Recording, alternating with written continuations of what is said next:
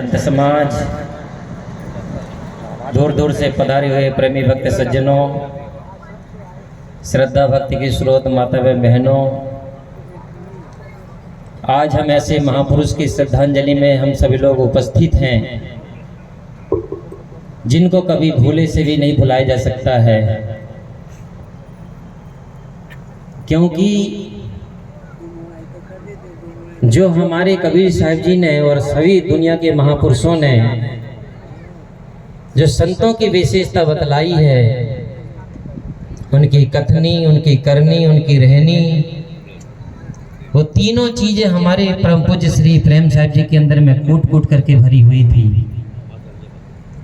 और सबसे ज्यादा विशेषता तो उन महापुरुषों के अंदर मैंने देखा है, सबसे ज्यादा जो हम कहते हैं दया के सागर, वो सचमुच में दया के सागर थे, क्षमा के आगर थे। ऐसे श्री साहिब जी के अंदर विशेषता थी, क्योंकि हम दया की बात तो करते हैं लेकिन पूरी तरह से हम दया में खरे नहीं उतर पाते हैं। लेकिन श्री साहिब जी के अंदर में जैसे उनकी कथनी थी वैसे उनके जीवन की करनी और रहनी थी। और जीवन उन्होंने ऐसा जिया है, कबीर साहिब जी का एक पद आता है जिसको अनूप जलोटा जी ने गाया है, सुरनर मुनि ने चादर होड़ी होड़ के मैली कीनी, और दास कबीर ने ऐसी होड़ी ज्यों की त्यों धर दीनी, चदरिया भी झीनी रे झीनी। इसी प्रकार से श्री प्रेम साहिब जी ने जो अपने मानव रूपी शरीर रूपी चादर को जो पाया था, जैसा पाया था ठीक उन्होंने इस संसार से वैसा ही वेदाग की वेदाग लुटा दिया है। क्यों? क्योंकि ज्ञान की परिपक्वता थी, वैराग की पूर्णता थी, बोध की परिपक्वता थी। इसीलिए उन महापुरुषों ने अपने जीवन को बेदाग जिया और दया भाव करते, प्रेम को बांटते हुए उन्होंने सारी समाज को एकत्रित किया, कई लोगों को जगाया, कई लोगों को चिताया। ऐसे वे महापुरुष थे। इसलिए वो अपने दरबार में आने वाले लोगों को कभी भूखे और दुखी नहीं देख सकते थे। इसलिए कहा गया है, औरों का दुख दूर हरे जो खुद तकलीफ उठाई है। अभी 3 दिन से आप महापुरुषों के वचनों से सुन रहे थे कि श्री साहिब जी ने इस आश्रम को खड़ा करने के लिए कितनी दुख और तकलीफ उठाई। किसके लिए? उन्होंने अपने खुद के लिए, खुद के लिए नहीं। जो आज पूरी यहाँ समाज बैठी है, इस समाज के लिए उस महापुरुष ने अपने जीवन में तकलीफ उठाई। किसको लेकर के? अपने खुद तकलीफ उठा करके आप लोगों के लिए उन्होंने सुख के लिए इतना बड़ा आश्रम खड़ा कर किया है। तो औरों का दुख दूर हरे जो खुद तकलीफ उठाई है, वही इंसान दयालु है जिसने दया दिखाई है। मुंह में तो ईश्वर अल्लाह है, मुंह में तो ईश्वर अल्लाह है, पर हाथ में छुरी दबाई है। मुंह में तो ईश्वर अल्लाह है, पर हाथ में छुरी दबाई है। और जिसके दिल में दया नहीं, उसका नाम कसाई है। लेकिन वो महापुरुष ऐसे थे जिनके दिल में कूट कूट करके दया भरी थी और उन्होंने इस समाज को बांटा। और ऐसे महापुरुषों को मैं हृदय से श्रद्धांजलि समर्पित करता हूँ। दुनिया में आय का बसर हो ही जाता है, कभी न कभी बात का असर हो ही जाता है। ऐसे वे महापुरुष थे कि उनके नजदीक में जो भी आता था, उनके आचरण, उनके व्यवहार, उनके बैराग, उनकी बातों का असर सामने वाले पे पड़ता था और वो हमेशा हमेशा के लिए उनका अपना बन जाता था। तो गुल खिले, गुलशन खिले और खिले जिंदगी। और श्रद्धांजलि में उपस्थित सबको सादर साहिब बंदगी, सबको सादर साहिब बंदगी। बोलिए श्री सद्गुरुदेव की जय। श्रद्धेय संत श्री गुरुमुख साहब जी आमंत्रित करता हूँ। तत्पश्चात संत श्री रामजी साहब जी आगरा से बता रहे हैं, आमंत्रित हैं। सदगुरु श्री प्रेम साहिब की, संत समाज की, भक्त समाज की, समस्त ग्रामवासियों की, बोला सदगुरुदेव की। अर्चनी बंदनी मुद मंगल में समाज, सत्संग प्रेमी सज्जनों, सिद्ध मूर्ति माताओं, समस्त श्रोतागणों, श्री साहिब जी का शरीर आज हम सबके बीच में नहीं है, जिनकी चर्चा हमारे महात्मा जी करते आए। वो तो हमको सूचना दे के गए कि जाना ही होगा। बंदी छोड़ सदगुरु कबीर साहब जी 120 साल लंबा जीवन जिए, आखिर में गए।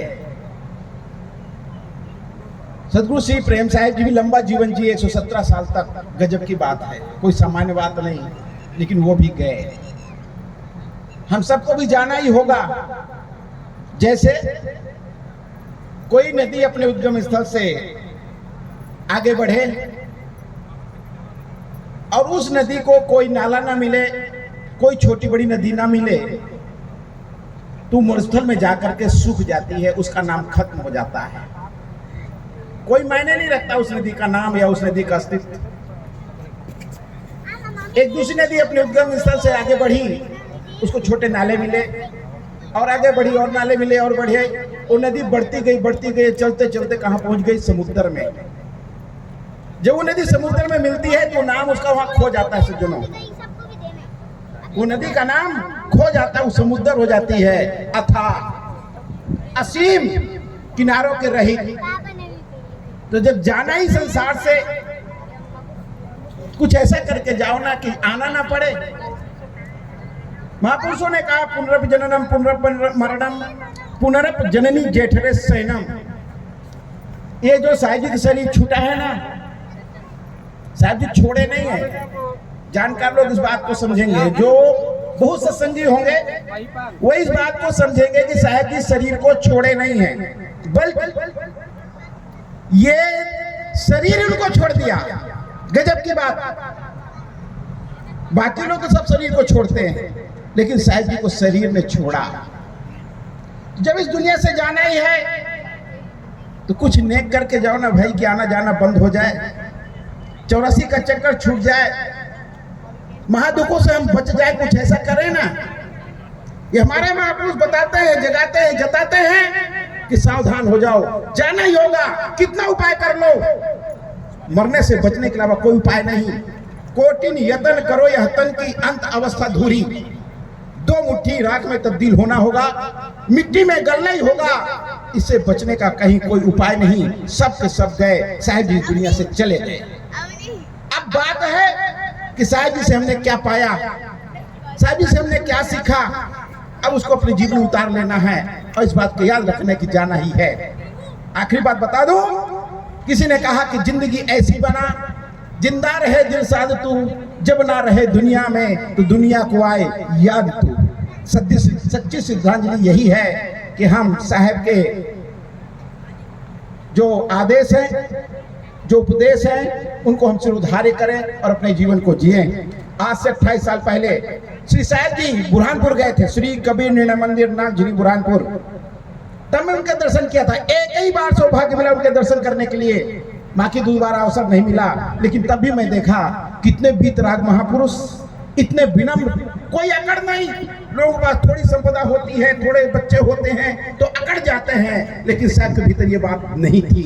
ये हमको सीखना है और जो कुछ अपने कल्याण के लिए उनसे मिला है उसको लेकर के अपने कल्याण काम करना है।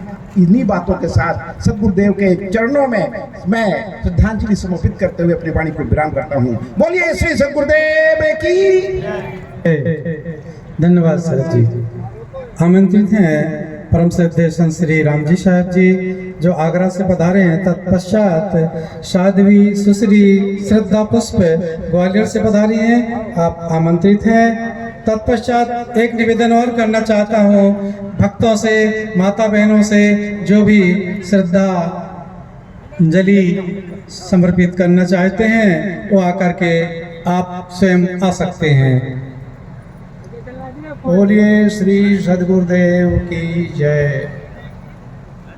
परम पूजनीय श्रद्धेय संत श्री प्रेम साहब का मिलन हमारा कुछ समय पहले ही हुआ था। संयोगवश इधर भ्रमण करने के लिए आए थे तो शरीर अस्वस्थ था ही, परंतु उनका जो प्रेम था, उनका